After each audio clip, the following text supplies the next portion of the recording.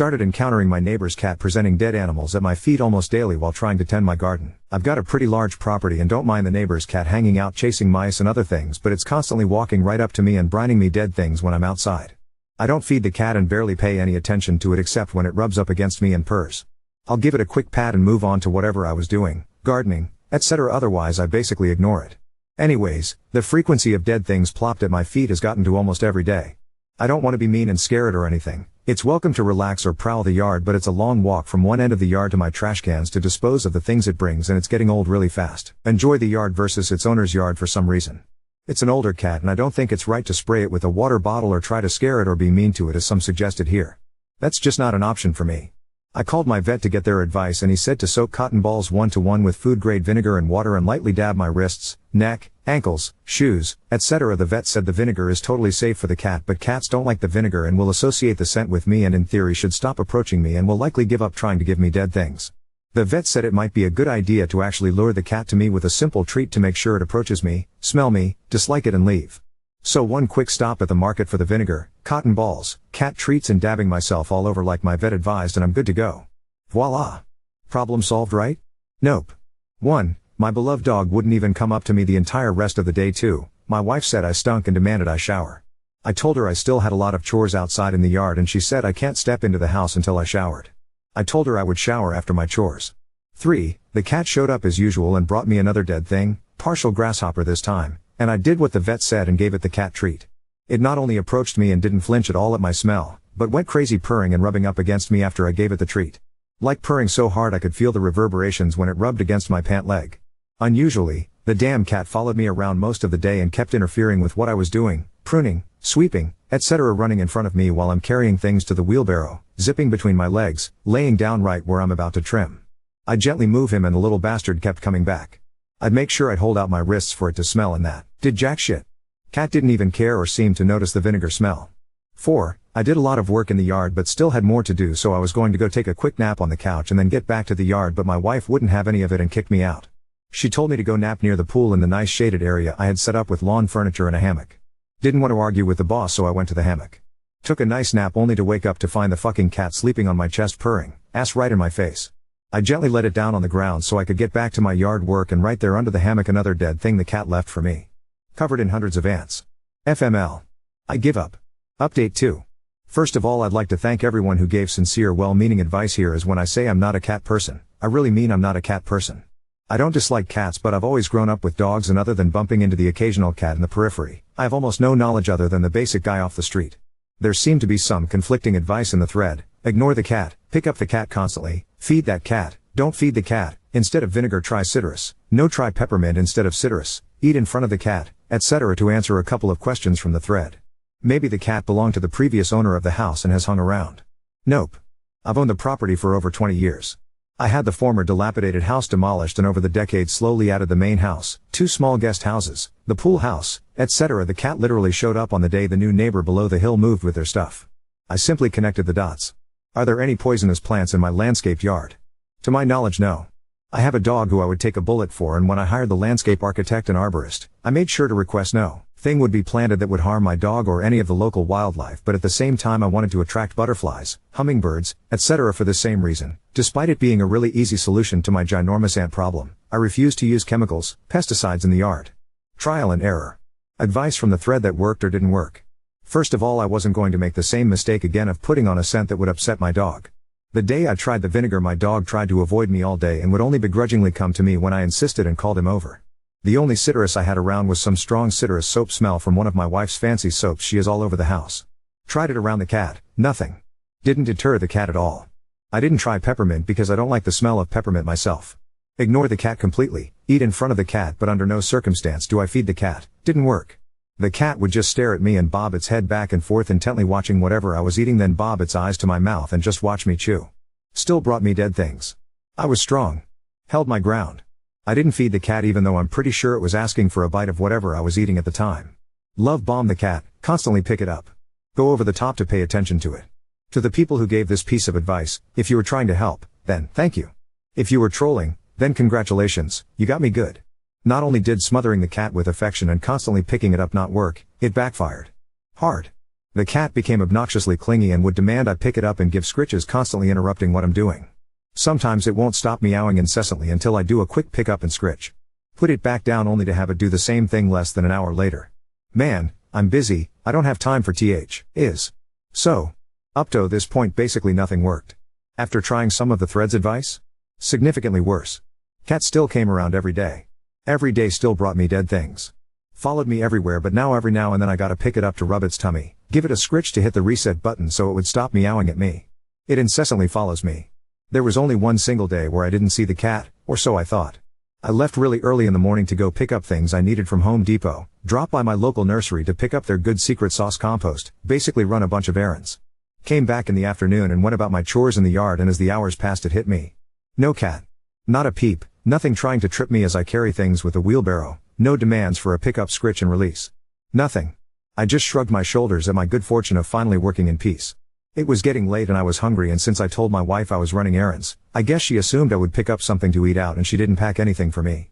Headed back to the house, and as I was opening the kitchen sliding door, they're sleeping in my wife's lap as she's petting it and watching TV as the goddamn cat.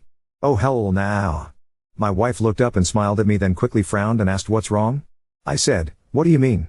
She said, when you came in your jaw dropped and you mouthed, son of a bitch. Me, why would you let that cat in the house? Wife, why wouldn't I? Poor thing was outside rubbing up to the glass door and meowing bloody murder.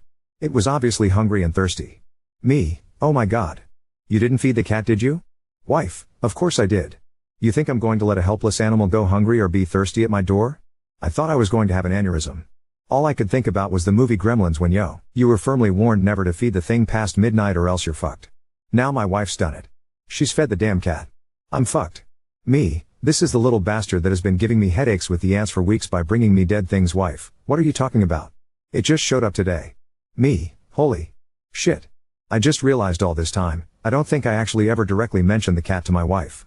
I have a few acres of land, and the land is nicely landscaped and partitioned with very tall trees as to break up the line of sight, as the landscape architect said. To give a sense of walking in a manicured forest and not knowing what is around the corners until you turn and see the different kinds of landscapes on the property. I've been working on the far end of the property, and that's where the cat shows up. She never saw the cat until today. Me, wait a minute. That day I came in with the vinegar smell and you wouldn't let me in the house. That's because I was trying to make the cat keep away from me. Exactly at this point the cat woke up and saw me. Hopped off my wife's lap and started purring loud like a motorboat and rubbing hard against my legs. Wife, that's why? Oh my god. Why didn't you ask Kevin for advice before trying something that stupid? Kevin is our vet, I've known him, his wife and kids for years. He comes over every now and then and we play video games in my man cave or to shoot pool while the wives are doing who knows what. Me, it was Kevin who told me to do the vinegar. My wife literally rolled her eyes. Wife, I can't believe you two are doctors. I'm a retired anesthesiologist. That was some dumb advice. Me, I know. It didn't work at all.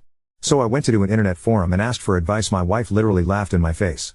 Wife, you asked complete strangers on the internet for advice? And how did that work out for you? Me, not so good. Anyways, I'm going to take care of this right now and take the cat back to its owners. It belongs to the new family who moved in down the hill. I gently grabbed the little bastard who was all happy and smug, hopped in the truck and rang the neighbor's doorbell. The day after they moved in, my wife and I introduced ourselves and gave them a small gift card to Home Depot and some of my wife's really good homemade brownies. Other than that, I haven't talked to them. The wife answered the door and the husband was sitting at their table in the back and waved to me. I reintroduced myself while holding their cat and told them I'm brining it back as it's been coming over to my yard every day. I was about to follow another thread suggestion and ask them if they could please consider putting a bell and collar on their cat so it would have a hard time catching things and bringing their corpses to me, when the wife said, "That's not our cat. We don't have a cat." All the air left my lungs. If I thought I was going to have an aneurysm before, now I'm sure I'm going to have a stroke as well. No.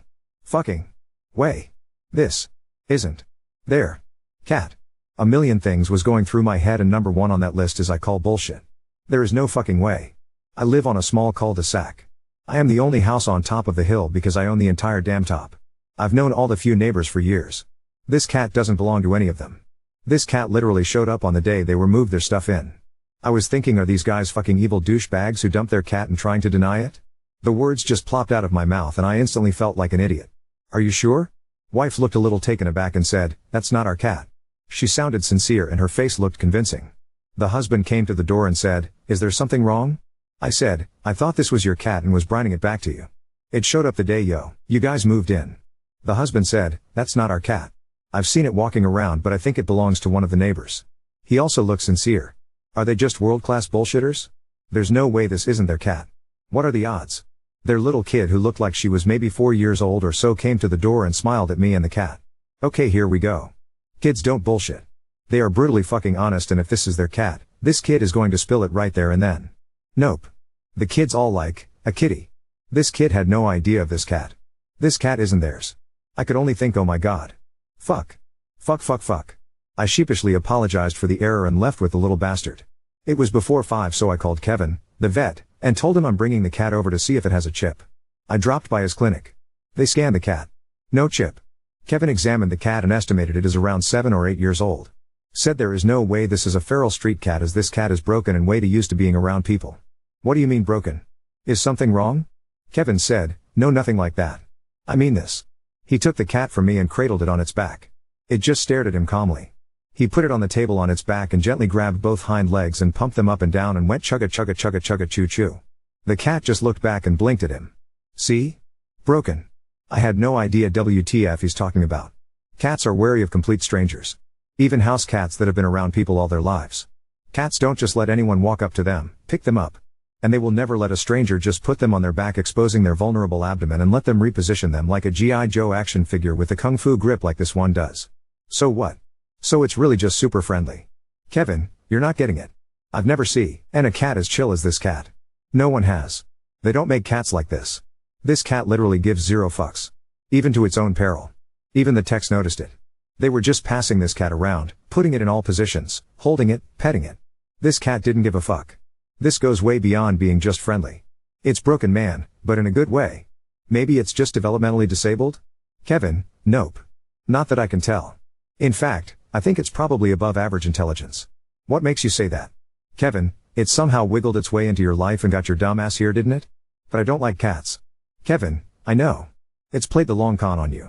He was smiling his ass off like it was Christmas. Like I said, smart. But I don't want a cat. Don't you know anyone who will take it? Kevin, absolutely. The tech already offered. She's in love with it. And the other tech wants it too. But here's the thing. What? Kevin took the cat and plopped it in my arms. It looked up at me with those big dumb eyes and started purring really loud. He took the cat back. Purring stopped. Cat just looked at him. He put the cat back in my arms. It started purring again. Kevin, see? This cat has a major hard-on for you. I'm not going to tell you what to do, but my 2 cents, it would be cruel to separate this cat from you. Look, if you really don't want the cat, I can have literally a bazillion ladies in 2 seconds here busting down this door for this cat. At least you told me you didn't feed it. I told him my wife already did and she really liked the cat. Kevin, oh man, you're fucked. So, I bring the cat back home. I told my wife everything. My wife has a grin ear to ear. Wife, okay good. She grabbed the cat and it just snuggled up to her. The little kiss ass. There's still time to go to PetSmart and get it some things. And while we're there you can get one of those cat flappy doors or the kitchen. I told her hell no. This cat has already given me major headaches with ants outside. I don't want it coming in the house. I looked her straight in the eyes and said, 100% no to the cat door. I crossed my arms, 1000% no. She narrowed her eyes at me. Anyways. We're at PetSmart and she's looking for outfits for the cat and I'm in the pet door section. The only consolation prize is she let me name the cat. I named it what she thought was Elby. I told her it sounds cute like Elmo and she went with it. It's actually is L.B. for little bastard. I giggle inside when I call its name. P.S. Elby has stopped bringing me dead things since being inside most of the time. Has already destroyed my Newton's cradle I've had for years in my office, stolen one of my Chewbacca slippers which I still haven't found, and I still often wake up after napping with him sleeping on my chest, ass right in my face. FML. I give up. Now on to second story. Girlfriend returned from her business trip acting catatonic, locked herself in her office for days, and refuses to tell me why. We have been together for a year and a half and our relationship has been good up to this point. She was out for 5 days for a business trip to a conference. Without disclosing much, we both work in the same field but not a lot of overlap. The conference would debut a project she had been working on. I did not go, because of my own work, but she went with her coworkers on the project and everyone seemed to have a great time. I picked her up from the airport 2 nights ago, and when I went in for a hug and kiss she didn't return it and just went to grab her luggage. The whole ride home, she was basically catatonic. She didn't want to talk much, and would either ignore me, give a delayed, short answer, or be very short with me. The only thing I could get when I asked what's wrong was I'm tired. When we got home, I reheated some food for her while she was in the shower. After the shower, she took her bowl but dropped it on the way to the table and immediately started crying.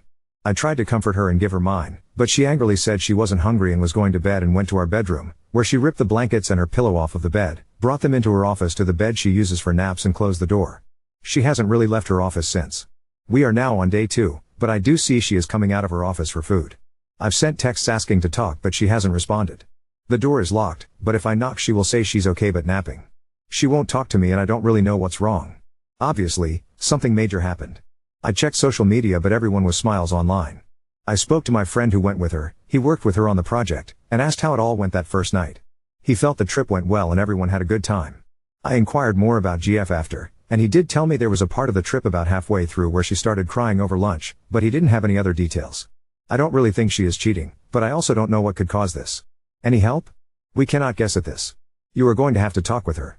She may be sick, she may be pregnant, she may have been assaulted, she may have cheated, she may have learned something about you while she was gone that has made her very angry. There are more things that might have happened but those are my top 5. Update 1. I've been pretty slammed with work, and the demands for updates in the comments and inbox have also been overwhelming. With so many people assuming an assault and asking for details, it felt voyeuristic, where people wanted a window into my GF's suffering. That disturbed both of us. Ultimately, I decided to update because there was no cheating or assault at all, despite almost everyone thinking it was definitely one of the 2 cases. I'll give my GF the name Lily, our friend who was on the trip Jake, and her close friend and roommate on the trip Jane, for ease. I called Jane, despite people saying no, and asked about the trip. Jane remarked that Lily was very tired and wouldn't talk much outside of the days on the business trip, and that was consistent from day 1. I asked if she felt like something happened, she said no. I asked if she felt like Jake might have done something, she said absolutely not. When I came back from work, I saw signs Lily was more functional, as she had done some cleaning. I took the chance to ask if she wanted food, she agreed. We ate a meal, and I broached the subject. The missing piece to the puzzle is that Lily has ADHD. This was an important fact, but one I forget as she manages it well. I tend to think of what are symptoms more as cute GF quirks, because a lot of general ADHD behaviors she mitigates, like forgetfulness. What happened on the trip is that to save money, she shared a room with Jane, which she has done on short bursts but never for such long of a trip.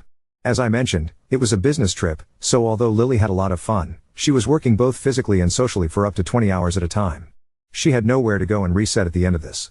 She had enough emotional gas to come home, but she had some flight delay issues at a very busy airport and by the time she came home, she couldn't make it. She also felt like my asking of her trip in the car was like an interrogation because of her mental state.